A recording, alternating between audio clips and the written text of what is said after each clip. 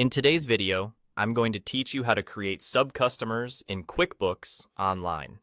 This is a useful feature, especially if you're managing multiple projects or tracking transactions separately for different parts of the same organization. Now, let's dive right in and walk through the process together. First, you'll want to navigate over to the left panel of your QuickBooks Online interface. Here, you'll find a range of options, but what we're looking for is the section labeled Customers and Leads.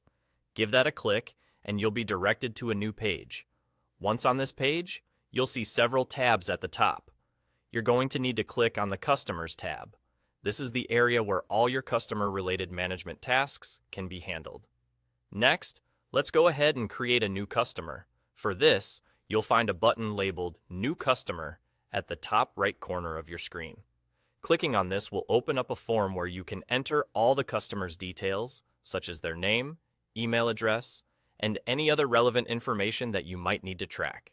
While filling out the customer details, there's an important step you shouldn't overlook. You'll notice a checkbox that says, Is a YUB customer? Make sure to tick this box. This is the key step that transforms a regular customer into a sub-customer in QuickBooks Online. After you've checked that box, you'll also need to specify the parent customer for this sub-customer. You'll typically find a drop-down menu here, which allows you to select from your existing list of customers. Choose the appropriate parent customer from the options available. This step is crucial, as it links the new entry to the primary customer account, thereby organizing your records more effectively. Once you've double-checked all the details and are satisfied that everything is correct, it's time to save the new entry. At the bottom of this form, you'll see a Save button. Clicking this will finalize your changes and add the sub-customer to your QuickBooks system. And that's all there is to it. By following these steps, you've successfully created a sub-customer in QuickBooks Online, streamlining the organization of your customer data.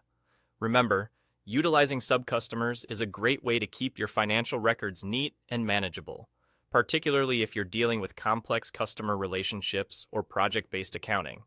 Feel free to replay this video if you need to go over any steps again. Thank you for watching, and I hope you found this tutorial helpful in enhancing the way you manage your customers in QuickBooks Online.